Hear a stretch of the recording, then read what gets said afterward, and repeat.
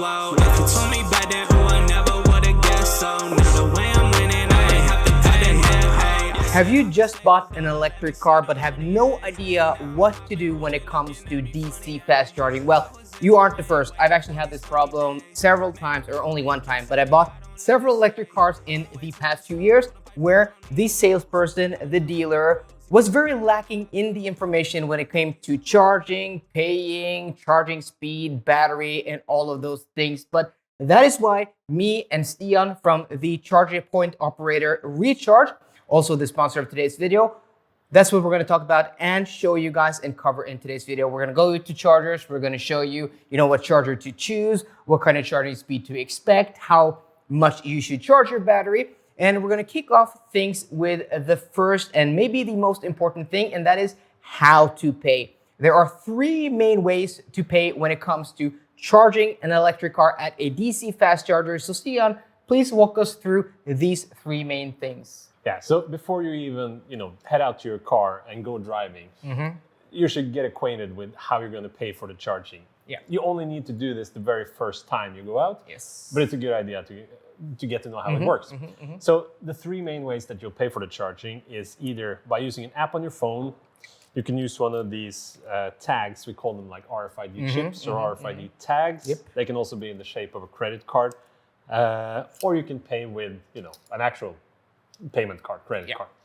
So the way you do it with the apps is that you download an app that gives you access to chargers. The app will usually, show you where the chargers are located. Yep. And then you put your payment info into the app, and then that lets you pay for the charging. So when you come to the charge station, you find the number of the charger, you activate it, you also stop it. You can also have information about charging. So an app is a nice thing in that sense. Yeah, the apps are a very nice and easy way to pay for charging. But if you, for some reason, don't want to use your phone for paying, then you can contact either the charge point operator or also the manufacturer of your car or whoever sold you the car. And they might provide you with one of these things, the RFID tag or chip. And this will have all your details stored on it. So what you do is when you come to the charging station, you hold this up to the charger to identify yourself, press the button, and then it starts charging. I prefer like an RFID chip or card. It's so easy. You just tap it and then you go charging. It's the simplest way in my opinion. And then you have the last way, which is maybe somehow people may think this is the most obvious, but for technical reasons that we actually cover in another video, why you're not able to actually pay with payment cards at chargers.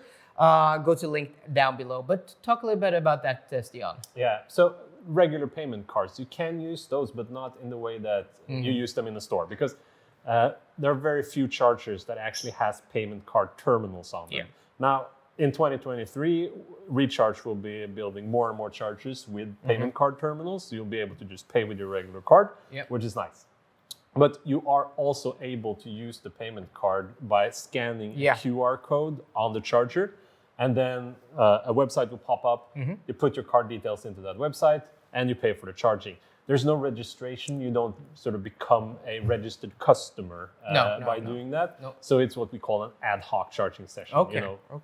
You're not registered anywhere and you can just drive off afterwards. That's also a very nice way to do it. But as I mentioned, actual physical payment card readers will be more common in the future. So now that we've covered the payment method, let's go out and find an actual charger and show you guys what charger to choose for your car.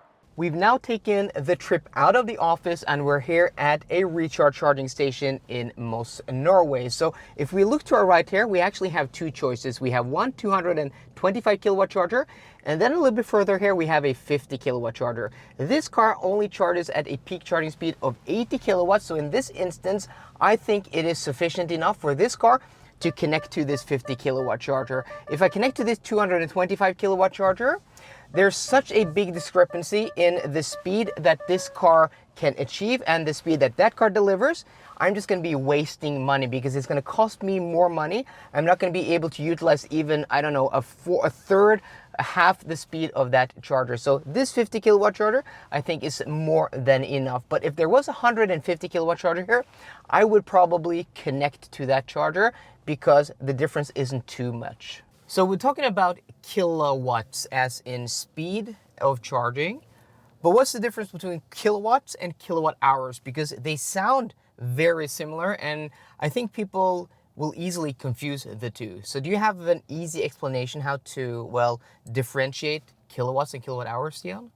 Yeah, well, I can try. Okay. But a lot of people get that wrong. Yeah. But they mean different things. Just like Yes. kilometers and kilometers per hour also means different things, right? Yeah. So it's good to know the difference. But when we're talking about kilowatt, Yeah. then we're talking about the speed of charging. Okay. So kilowatt says something about the power that you get when you charge your car.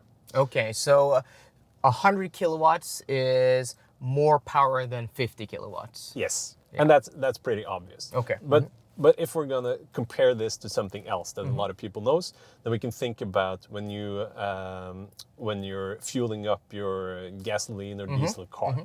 Then the power or the kilowatts, that's kind of like the pressure in the Okay. fuel pump. So the higher the pressure in the fuel pump, the faster you will fill the tank on your gasoline car. Makes sense. And the same way with kilowatts. The more kilowatts, the higher the power, the faster you will fill up your battery with energy. Okay. So think of kilowatts as pressure when you're filling from the fuel pump. Interesting. Okay, so what about kilowatt hours then? What does that measure? Well, that's a measure of energy. So you can think of that a little bit as the sort of liters of the energy world. Okay. So you're filling, liters of gasoline on the tank of your car, and you're filling kilowatt hours of energy on the battery of your electric car. Okay. So kilowatt hours is the amount of electricity, like liters of gasoline in your tank of fuel, or in this case, your battery tank. Yeah. The amount of energy. That's right. Okay. So I think if people can get that right, then they are one step ahead of everybody else, because most people do not know the difference. And a lot of people, they will say kilowatts when they're actually talking about kilowatt hours, and also vice versa. Yeah, and the reason people don't know this is because this is something that the car salesperson won't tell you when you buy an EV. Very often you will not get an explanation about this. But try to remember that kilowatts is how fast your car is charging. Kilowatt hours is how much energy is on your battery. The higher the percentage on your battery, the more kilowatt hours is in the battery. Correct.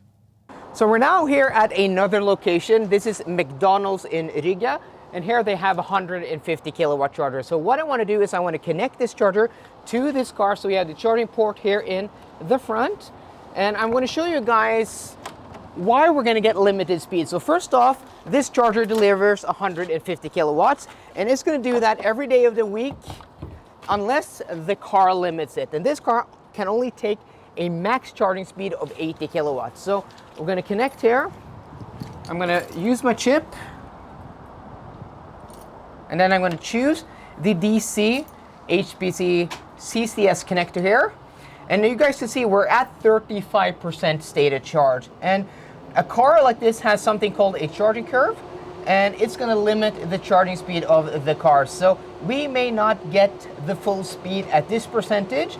Maybe if we were at 0 or 10%, we would have gotten a higher speed. And as this number climbs, the speed is also going to drop. But there's also another limiting factor here, again with the car, and that is the battery temperature, which also should be, connected to the ambient temperature. And if you can see here, we're getting 37 kilowatts, 37 kilowatts. And that is because the battery is cold, because outside is only a few degrees Celsius outside.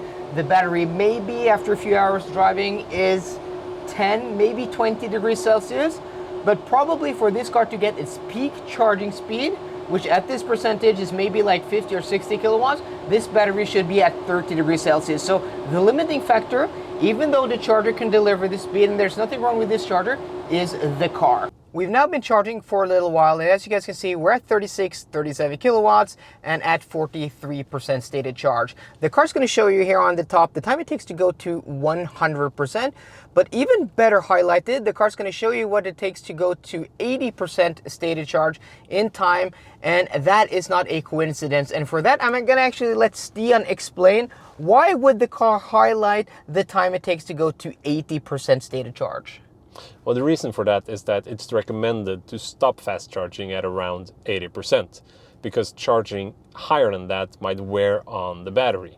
And also it goes really slow when you charge or when you fast charge higher than 80%, getting to 100%. The fast charging becomes much slower. So it's better to unplug from the charger, drive on to your destination. If you absolutely need more energy to get to where you're going, then make another quick stop at another charger. It'll save you a lot of time, and it'll free up the charger that you're currently at for other people to use. So everybody wins. Okay, we are now back at the recharge offices here in Moss, Norway, and we covered a few things here. I hope you guys enjoyed that and learned, especially people who are brand new to this whole EV and charging situation. So let's sum up. So first off, know how to pay. And then secondly, we have... Well, choose the charger that has the right power for your car. So don't choose 150 kilowatt power if your car can only charge at 50 kilowatts. Yeah. Then we have the differences between kilowatt and kilowatt hours. This is important to know, just for simplicity's sake and just for your own knowledge. The next thing we have, Stian, you know what that is? You remember? Yes, the next thing is, well, that even though your car says that it can charge at 150 kilowatts, you're not always going to get 150 kilowatts from the charger. No. So keep that in mind. That is your car's way of protecting the battery. It's not the charging station that is not giving you what you actually want. Yeah, and we demonstrated that very thoroughly with the Kia Niro EV that we've been using in today's video. Yeah, that car can charge at a peak charge speed of 80 kilowatts, but we only got like 37 or something.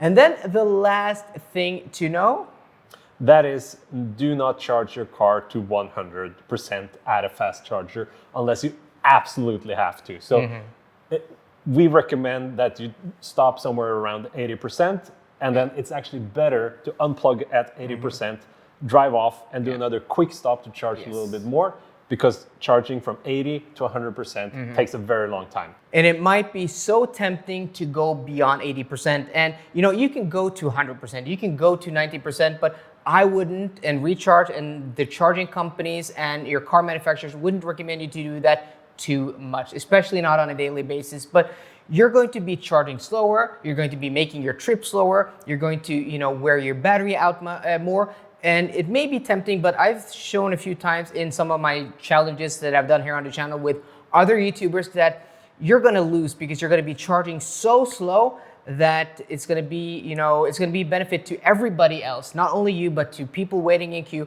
other people's coming to a charging station. Just stop at 80%, top up later along the way. So those were the things that the car salesperson usually doesn't tell you when you buy a brand new electric car, or if you're new to buying an electric car. So let me know down below if you have the same experience, you have a vastly different experience. Did you buy an EV from a manufacturer and they told you everything we've shown you in this video? Let us know in the comment section down below. So guys, I hope you enjoyed today's video. If you did, please drop me a thumbs up down below. And for more car content, as always, please subscribe. See you guys later and goodbye.